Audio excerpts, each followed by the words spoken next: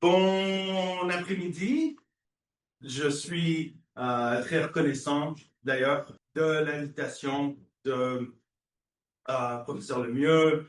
Juste pour vous que vous le sachiez, dès le départ, je ne suis ni traducteur ni traductologue. Je suis un artiste qui a eu le bonheur d'être né au Québec, à Montréal, en 1976. Donc, si vous cherchiez une incarnation de la charte de la langue française, là, devant vous, vous l'avez. Vous ne pouvez pas avoir plus basané, plus authentique que ça. Je pense que j'ai bénéficié un héritage de ma mère, du Trinidad, et de mon père, de la République tchèque. Ce que je voudrais aujourd'hui, c'est premièrement dédier cette étude à ma grand-mère, mon arrière-grand-mère, Béatrice Seijas, qui j'ai le souvenir, j'ai un peu de gêne, j'ai un peu de honte autour de ça, le souvenir d'une vieille dame très noire dans la cuisine de ma grand-mère de mon enfance au Trinidad. Et n'ayant pas la délicatesse à cet âge-là, j'ai posé la question à ma mère, qui est cette dame qui parlait inintelligiblement un charabia. Charabia qui est d'origine, le mot al-jabira, une corruption du mot algèbre en arabique. Ça n'a rien à voir avec le Trinidad, mais en tout cas, j'ai ce souvenir de cette méconnaissance. Et c'est à partir de cette méconnaissance, justement, que j'essaye, avec cette pratique, un peu de me rattraper, d'imaginer les conversations que j'aurais pu avoir avec cette dame qui aurait été mon arrière-grand-mère si j'avais eu la capacité de comprendre à l'époque. Mais c'est à partir de cette curiosité que je me suis intéressé au Nederlands. Le Nederlands, une langue créole aussi d'origine antillaise, car on parle des îles de Sainte-Croix, Saint-Thomas et Saint-Jean.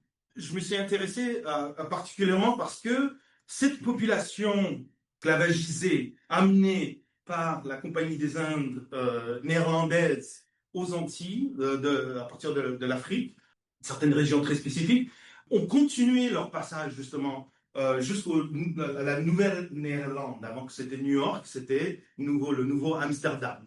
Et donc, comme je suis principalement basé dans la rivière, dans la vallée du Hudson, on a oublié cette histoire de l'esclavagisme néerlandaise de l'époque du début du 18e siècle aux alentours du 19e siècle. Alors, c'est en 2022, une réponse à un appel, un projet de sculpture que j'ai proposé, un projet qui s'appelle Blauwelt Blues. Je vous en parlerai un peu plus de quoi il s'agit en particulier. Mais ce projet, d'abord, concentre sur des proverbes. Des proverbes dont on les connaît aujourd'hui, des proverbes qui ont été documentés par des missionnaires néerlandais qui auraient été emmenés aux Antilles pour cet apprentissage, pour la christianisation de cette population esclavagisée d'origine africaine. Et c'est avec je vais vous faire une brève introduction sur ce qu'est le Nederlands, ce qu'il y a de particulier, comment on est arrivé à ces proverbes, et qu'y a-t-il justement dans ces proverbes que je citerai ou que j'imagine il y a de glissantien dans cette relation rhizomatique et trans-antillaise parmi les plusieurs langues, les plusieurs îles qui ont une certaine un échange avec ces proverbes. Il y a beaucoup de choses qui se calquent, qui se reconnaissent de façon personnelle et plutôt aussi en référence à certains recueils que je vais vous faire. Alors, qu'est-ce que le Nederland? On parle des îles, comme j'ai dit, de Saint-Thomas, Sainte-Croix et Saint-Jean. C'est le territoire d'origine peuple taïno.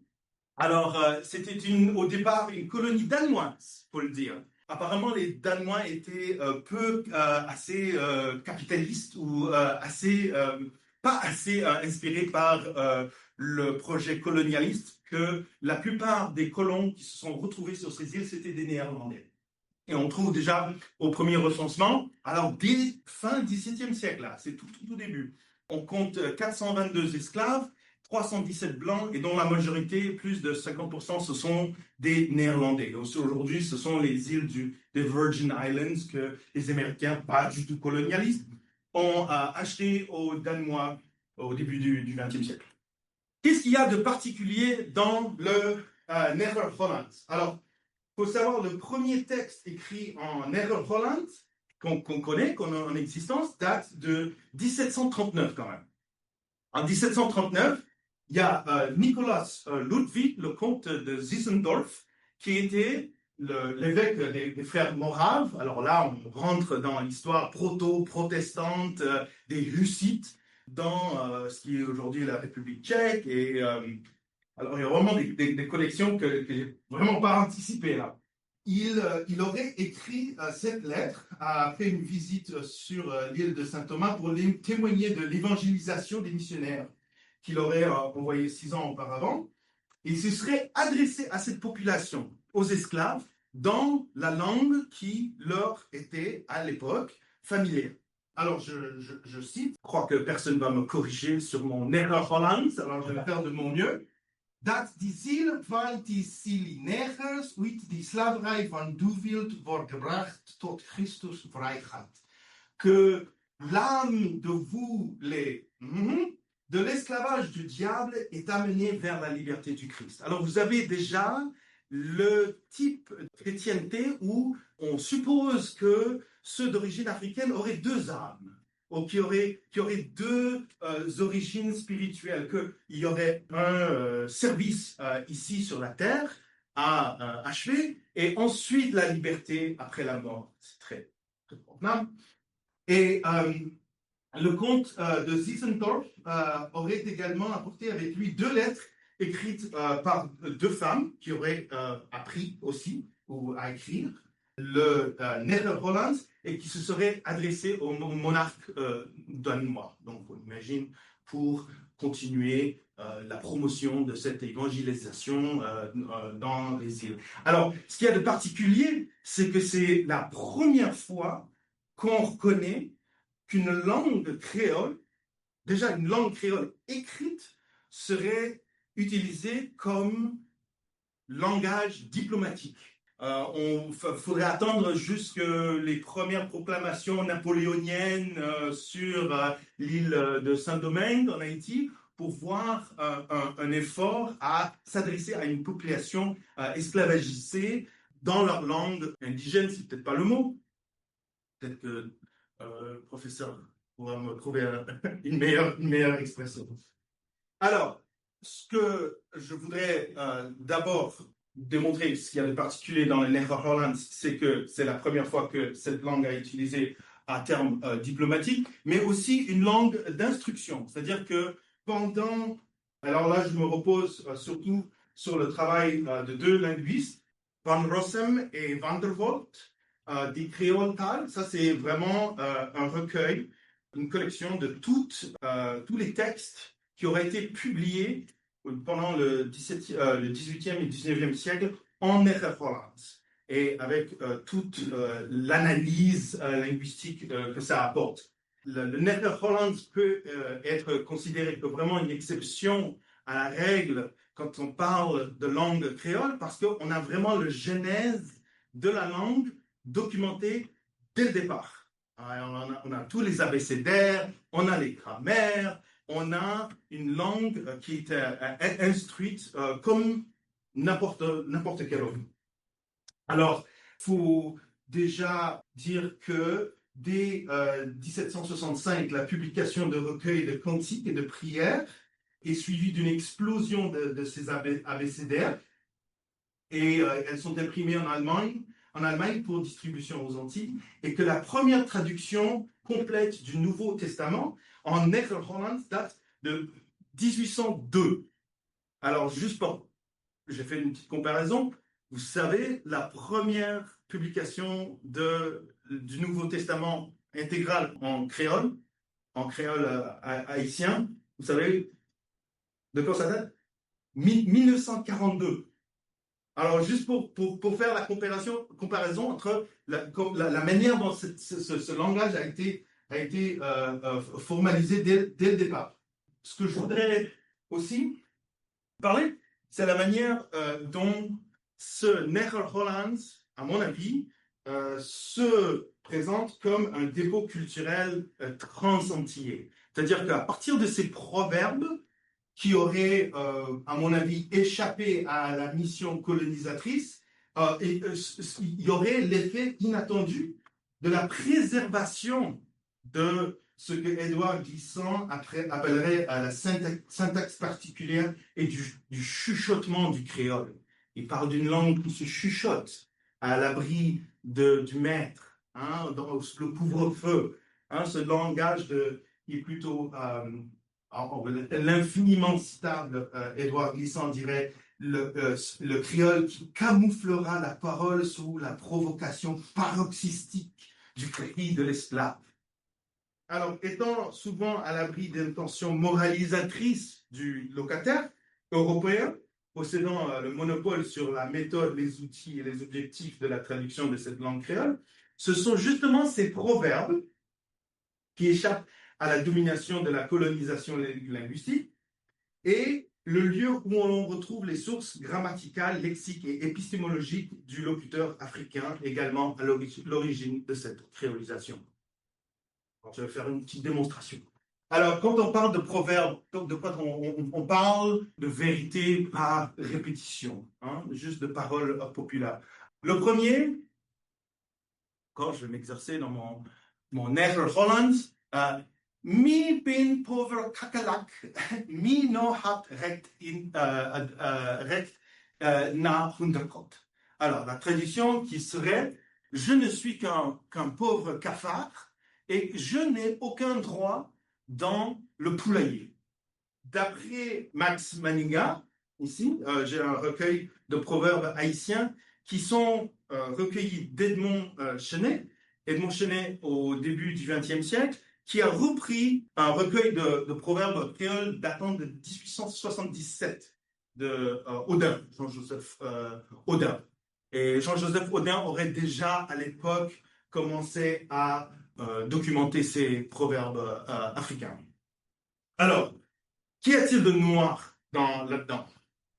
L'exemple, les auteurs feront la traduction tout simplement « I must suffer for my poverty ».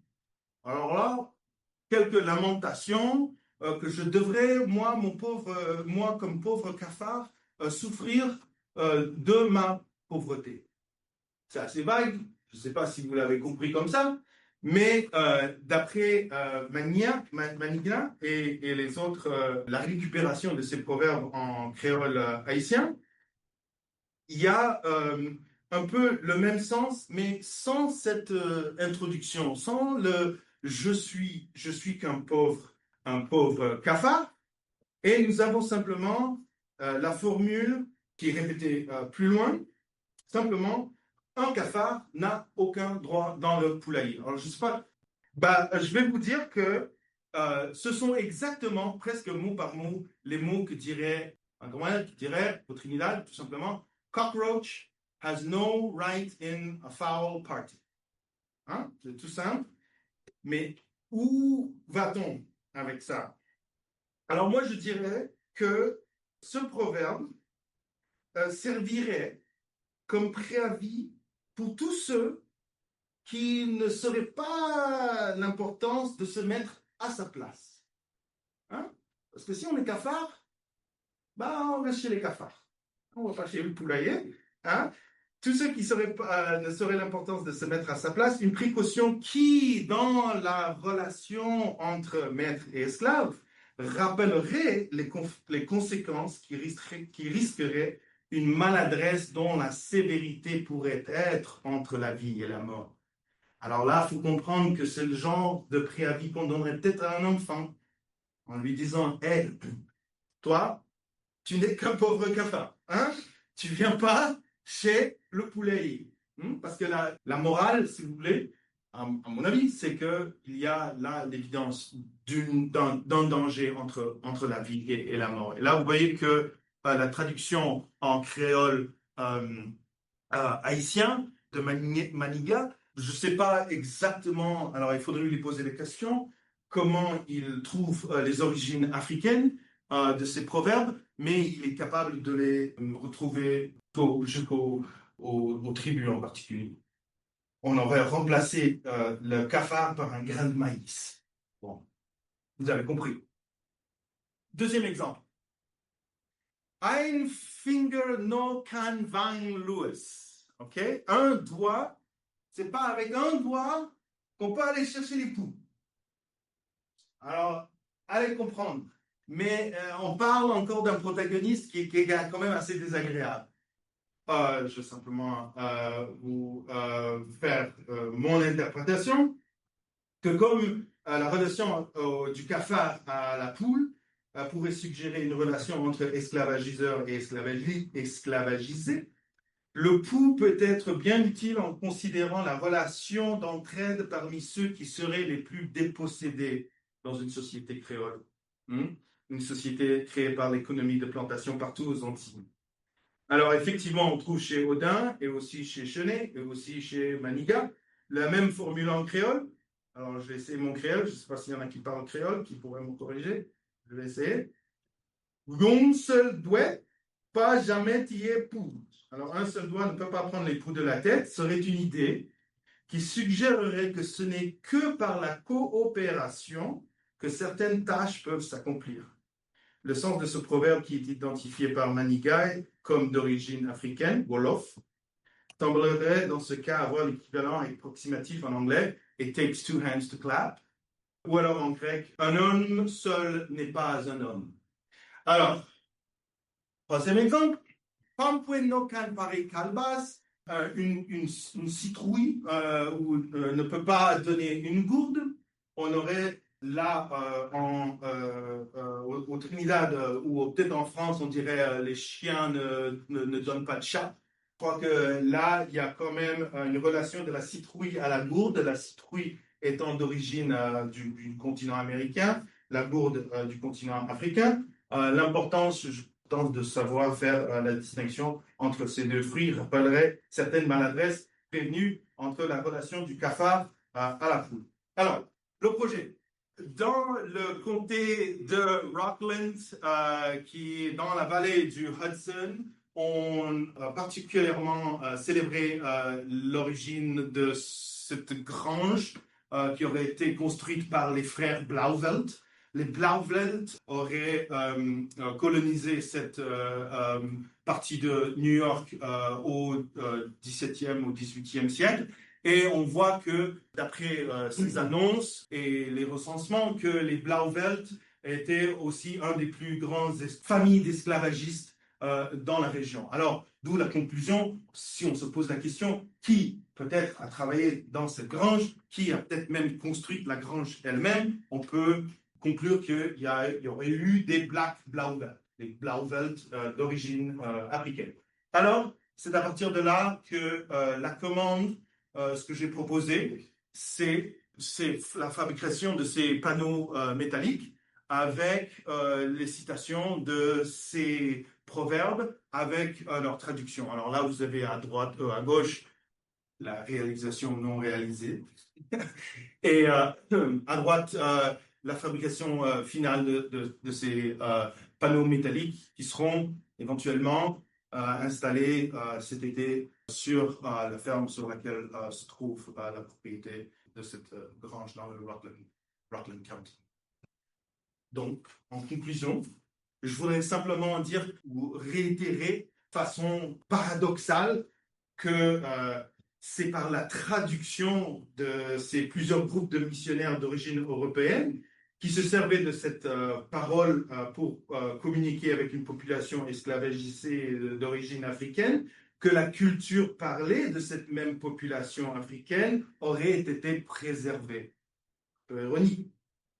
Et c'est par là que je voudrais au moins reconnaître aussi mon arrière-grand-mère, non seulement en regardant vers le passé, mais en regardant plutôt vers le futur, en regardant la traduction comme étant la résistance à la norme suprémaciste qu'on témoigne en ce moment. Je dirais tout simplement en espagnol, somos todos mestizos, si vous me comprenez bien.